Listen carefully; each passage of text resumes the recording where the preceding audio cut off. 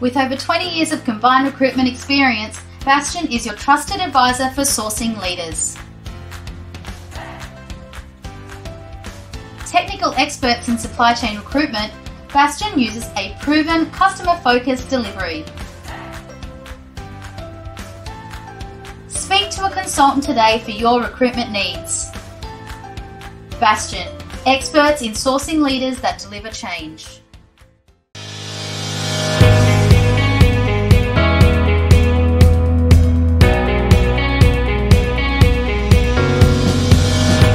Welcome back to the new Driving the Different show. I'm your host, Jacquelene Brotherton, and with me here this morning is Peter Murphy, the Managing Director of Alex Fraser. Welcome, Peter. Thanks, Jacqueline. Great to be here. Thank you. So Alex Fraser is the leading recycler of construction waste and glass in Australia, I believe, Peter, and that goes back into our infrastructure. Yeah, that's right. Yeah. So we take material that used to head to landfill, old buildings, concrete, brick, asphalt and glass, and turn it back into material for road making. So supplies all the big infrastructure programs. So with all the big bills in Victoria at the moment, that would be a massive undertaking, and that would be getting rid of a lot of our construction waste and our glass. So I believe there's quite millions of tonnes or something of that going back into the roads now. Yeah, it's probably not well understood that Victoria actually does a very, very good job in terms of using that material for infrastructure. So in Victoria now we're doing the Western Roads upgrade, we're doing level crossing removals, freeway upgrades, new freeway down at Mordialloc, but Victoria's done that for a long time. So the Albert Park Grand Prix track, for instance, has got recycled content. The early stages of the Western Ring Road's got recycled content, and so it's I think last year we passed a milestone of 50 million tonnes of material recycled, and there's a few million tonnes every year going into those programs, and those projects have an enormous need for construction materials. So that's what we're supplying. Absolutely, and I think that's something that people don't understand, how important recycling is and doing it properly, and where it goes, that it's not being wasted now. And I think that was the impression before, that it just went back to landfill. It wasn't actually recycled. Yeah. And the other thing, your plant at Laverton is an amazing operation, and people need to see that, and they can see those videos on YouTube about how that all works. And I did have a look at some of them before we came. So that's an incredible operation. You oversaw all that build for that recycling plant, I believe. Yeah, so the Sustainable Hub at Laverton, we just got an award for that at the Premier's Sustainability Awards just before Christmas. And we're really chuffed with it. It's completely integrated. So there we started on that in 2009. We've kept investing, and really we made a big investment in there about 12 months ago on a glass recycling plant. So we travelled the world and looked at how glass is handled. And but the fantastic thing is the innovative part of that is designed and built right here in Victoria. And that plant's now doing far more than even we expected it to do. And we use it in an asphalt plant that's on the site. So we've got a high recycled technology asphalt plant on the site. So all those big infrastructure projects on that side of town that are charging along, we're taking the glass from the city, we're processing it in the city and recycling it and using it in asphalt back in that same area. And that's amazing, and it's a huge thing for Victoria. And you've won several environmental and sustainability awards over the years for all of that, haven't you? I believe. Yeah. And congratulations on the Premier's Award. That's amazing stuff. So thanks. It was really, really good. And we came together over an upgrade in the western suburbs, and that's been an incredible journey for us with that lobbying and getting that. I don't know for you, but for us at Oxford Now Lineage, that Doherty's Road project has been an amazing journey, and to have it all done with local industry, and Winslow and their project manager David Keegan was amazing on that. Yeah. And I know for us it's made a huge thing having those traffic lights and that wider road and all of the upgrades. That's been a thing for you as well, with all the trucks coming in and out of your site. Look, it's been, that roadworks out there was badly needed, and it'll be fantastic. Not just for commuter time in cars and the upgrade to bikeways, but the savings in heavy vehicle time is just going to be enormous. That whole area is just a logistics hub. There's savings in heavy vehicle time and the burnt diesel sitting in queues. It's just going to be a fantastic project. And that for us, it was a really tricky project, to be honest, because there's so many freight users and so many entry points onto that project, and you had to keep the traffic moving.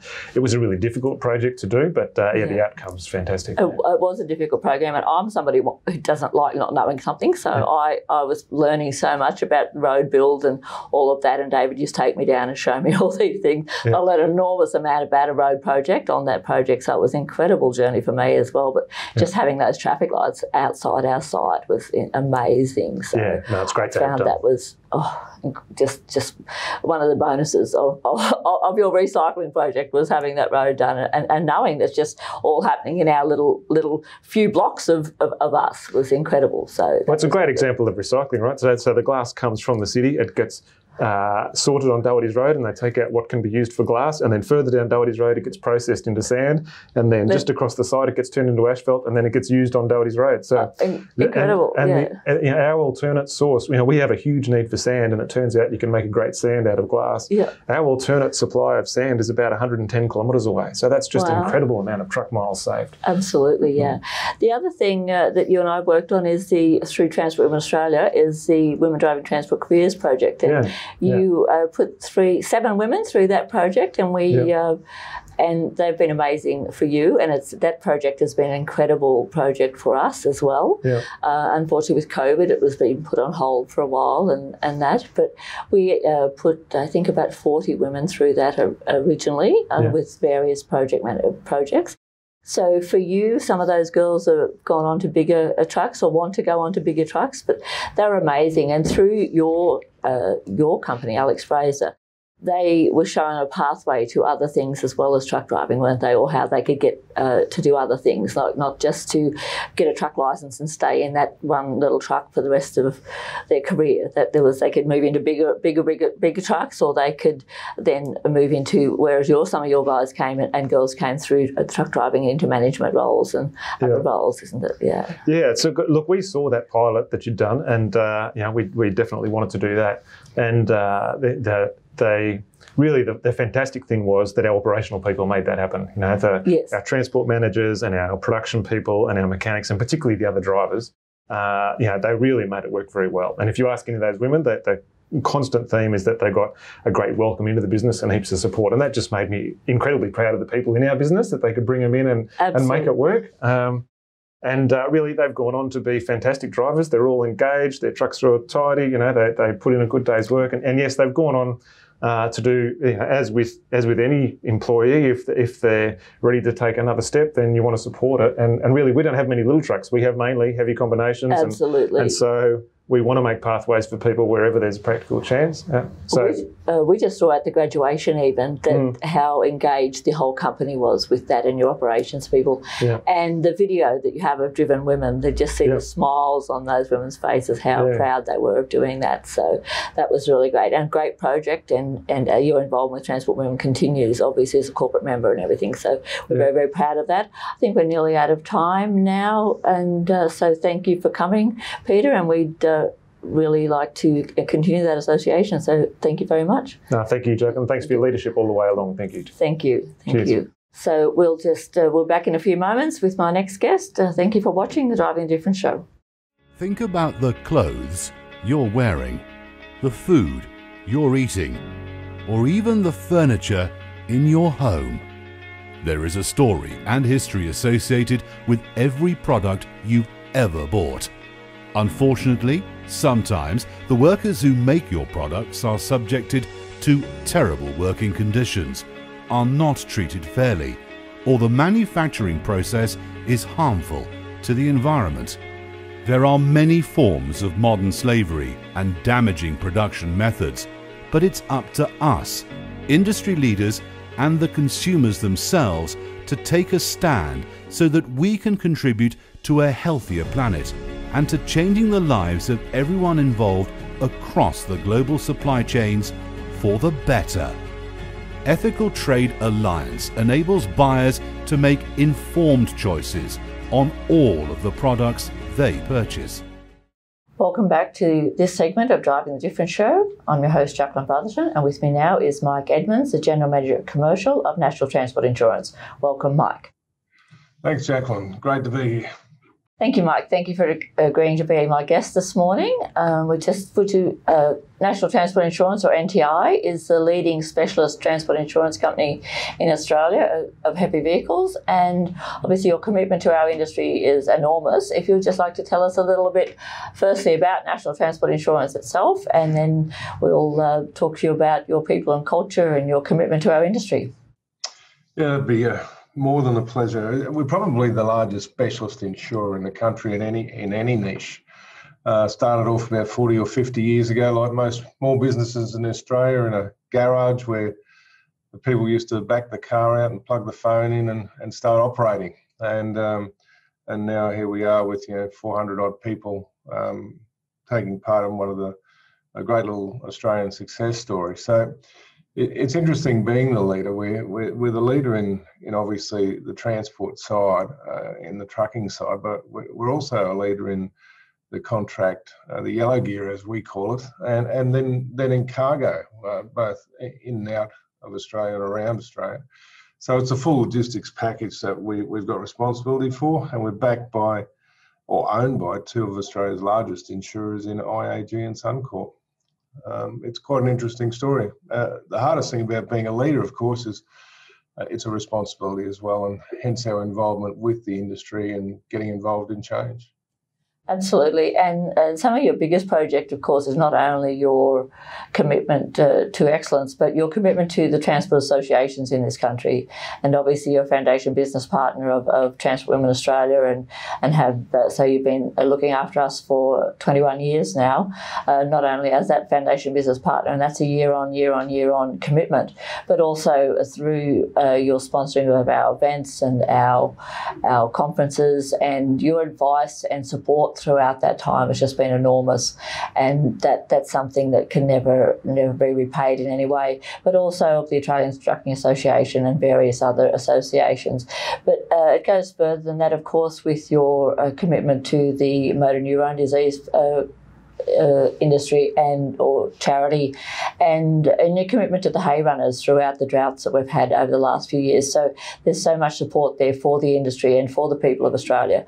So that we thank National Transport Insurance for that, because a lot of industries forget that where their support comes from, and then don't support the people that support them, and that's something that you do so well, probably more than most. So, but you do that too with your staff, with your people and culture, and commitment through the programs you have within your company. Would you just like to talk about that a little bit? I know you've done a lot on the mental health and the culture within your company over the last couple of years especially. Would you like to talk about that a little bit? Yeah, absolutely. The people are the first thing we talk about in our organisation.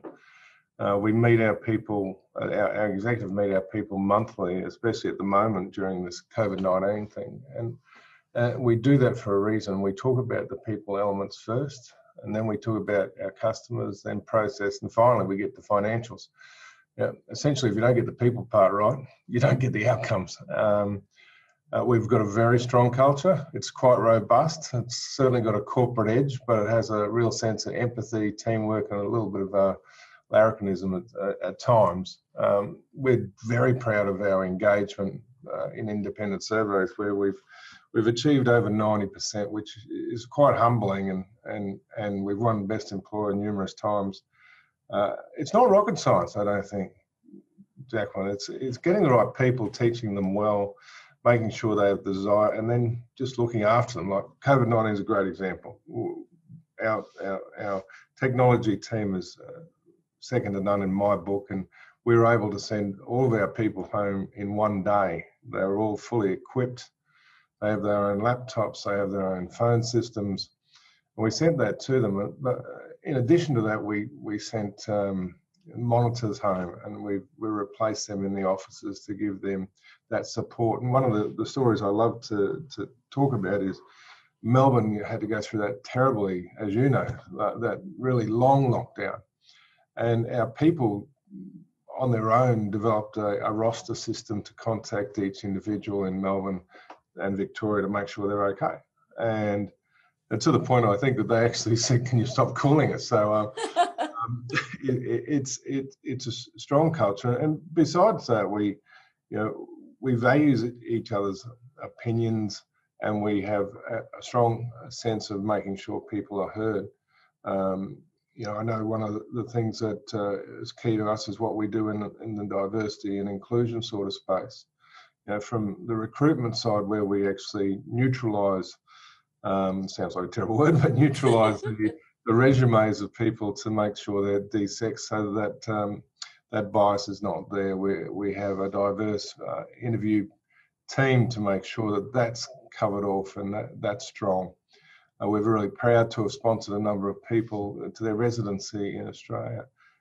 We report to our board on diversity and inclusion, and our senior leaders are all part of it. But you have to invest into it. You have to work on it all the time, and you have to not just do it top down. We are very clear with our people to say it's their culture, and we've got a really strong set of values, but they're the holders of the values. I'm not the holder of the values. The executive aren't the holder of the values. The people are. So they're allowed. People in our business are allowed to call others and their workmates if they think those values are out of line. And we have a little call sign in the business, and that's #OwnIt. I think that's the key thing, is you take responsibility of the things you do and your actions, and #OwnIt gets relayed very quickly across our business, and we have tough conversations when we need to, and that creates a culture, and we're proud of it. It's fantastic. I think, Mark, from our point of view as Trans Women Australia, I know the women and the men you have in the company are so supportive, and they're always there for us, and they stump up when we need them. They're always there, not only support, but one of your senior managers is part of our mentorship program, and she's been amazing at that. She's been on our mentoring subcommittee, and Janelle and Anne are our poster girl team for our mentoring program, and she's fabulous at that. And just a couple of the girls, Farah and Kerry, and that, they're always there for us, and NTI is there for us in every way, as I said, down, and that just is part of your culture that they do. They're always there, not only for inside your organisation, but for the associations that deal with them as we go forward. And I think that's really important, that just shows that commitment, not only to your own people, but for the people in the industry as well. It's not just something that's just inside NTI, it's for the industry as whole. And the other thing that you do, and I didn't intend to end with this because it's not probably the brightest thing I was going to talk about, your commitment to Trans Women Australia, but the other thing you do, and it started way back years ago with one of your senior people, Owen, before he retired, is the research you do into the accident research you do, and I'm not sure whether that's yearly or every couple of years, that Adam does now, that shows if the general public ever see it, the research you do into heavy vehicle accidents and everything that comes out. And could you just talk about that a little bit? And does it get out to the general public, or is it just shown to inside the trucking industry? Yeah, the accident research, and I'm glad you mentioned Owen. He really helped us get not only with the research but also get involved with industry. 40 plus years ago, probably went outside of his thing to do it. We're committed to safer roads, not only for operators but for all road users, and that's why we did it. It's an independent one. We do it biannually. We're looking to do that annually.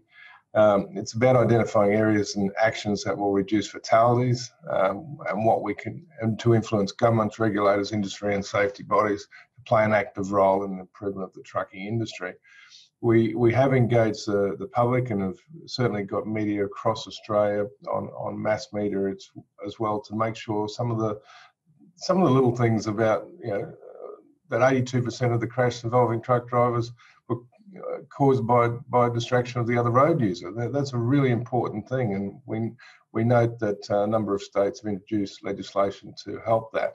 But also the report has found for years that, and the last one, I think 80% of serious crashes involving cars and trucks, the other car driver was at fault. So that's a startling figure, and something we have to work with other road users. And we constantly put out press releases and get in the media to implore other road users to understand safety around trucks. And little things like how long it takes for a truck to pull up, as you know quite well.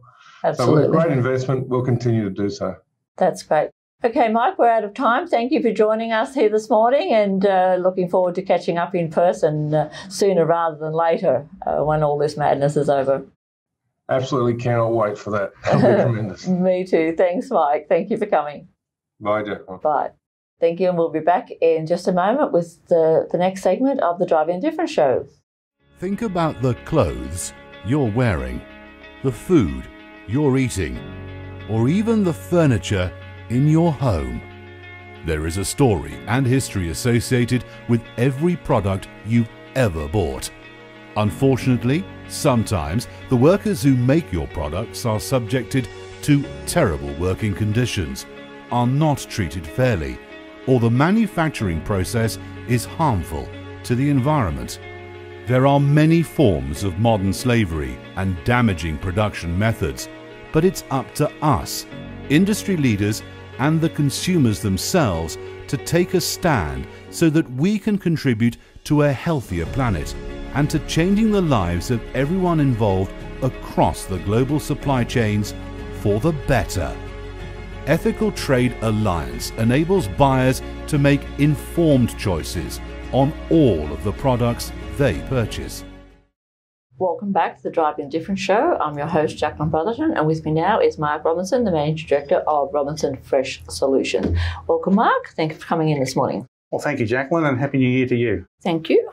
So, Mark, would you like to tell me a little about Robinson's Fresh Solutions? I believe it was started in 1969 by your dad. Certainly. Robinson's was started by my dad and my mum with 4 young kids in 1969 in Geelong with 1 truck and a hand trolley. He was carting fruit from the old Dinan Road railhead to the market.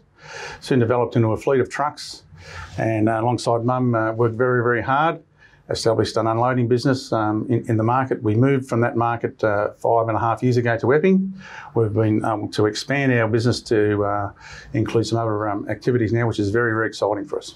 Okay, so you do some import-export there as well. You've got your own trucks now, and you also still do the loading and unloading within the market. We certainly do. So what we developed over the time with my beautiful wife Di, hello Di, we've made a one-stop shop for our customers. We make our transport customers compliant.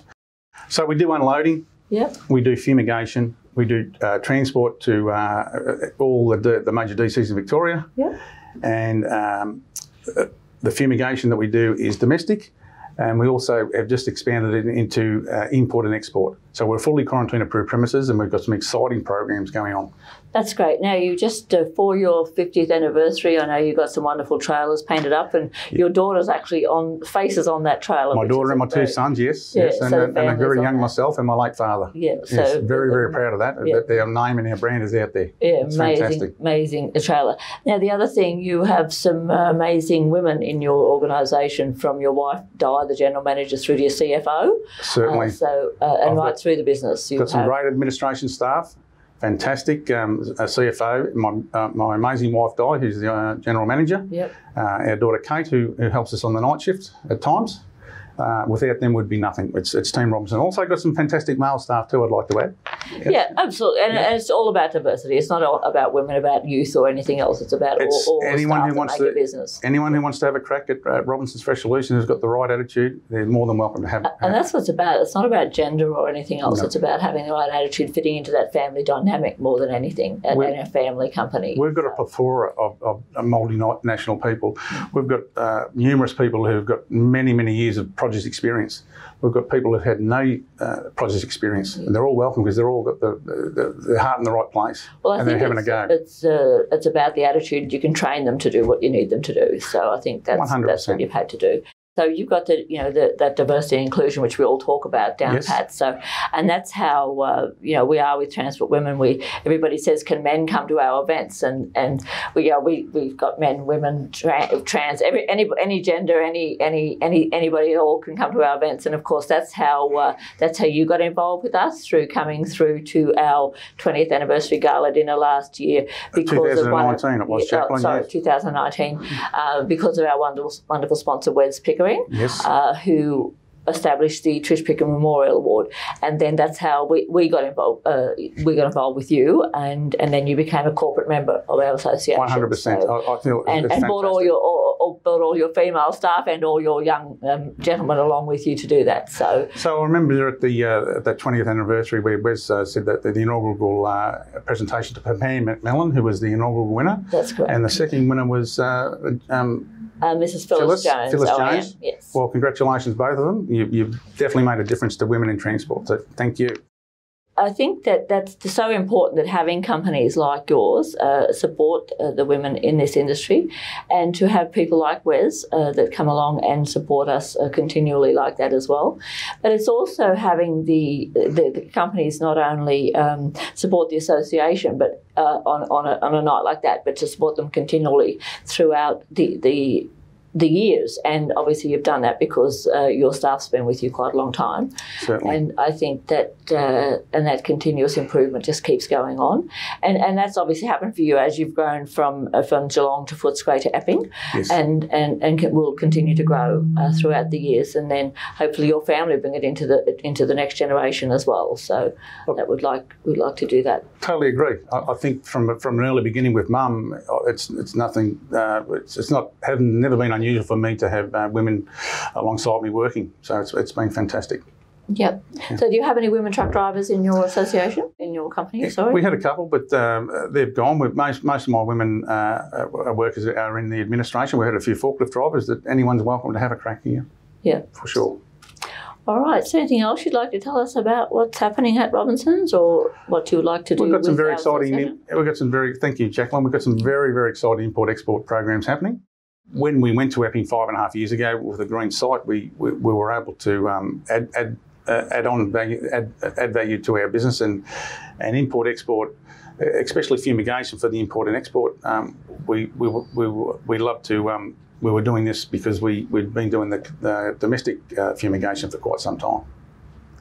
So while we're talking about Epping, our conference is in Epping next year. This year, May this year. I forgot that it's already been past New Year.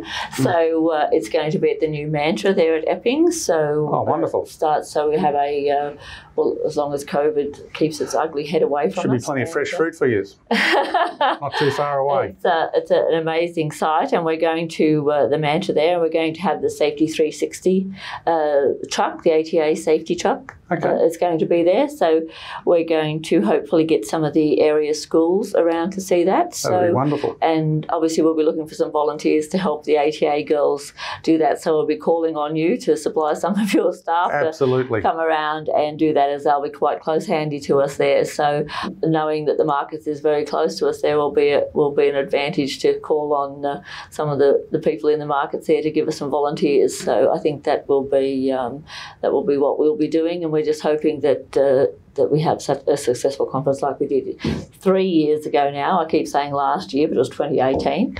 And that new Mantra in Epping will be a fantastic place, I think, to have the conference. And we did think about trying to do a tour of the markets, but we decided that would be too hard on a Friday afternoon. So we did. We decided that we would get the safety truck and invite the local schools, and we have obviously a partnership with the Girl Guides, so we would try to get some of our Girl Guides troops to come and have a look at that as well. So wonderful. So all that will. So as I said, we'll be calling on you to bring some volunteer staff down to. More than happy to help, Jacqueline. Anyway, we've run out of time now, Mark, so I'd like to thank you for coming in and being interviewed on the Driving the Different show, and hope you enjoyed your morning. Good on you. Thank you. Thanks for your time. Thank you. Thank you for watching the Driving the Different show this morning. We look forward to seeing you at the next episode. With over 20 years of combined recruitment experience, Bastion is your trusted advisor for sourcing leaders. Technical experts in supply chain recruitment, Bastion uses a proven customer-focused delivery. Speak to a consultant today for your recruitment needs. Bastion, experts in sourcing leaders that deliver change.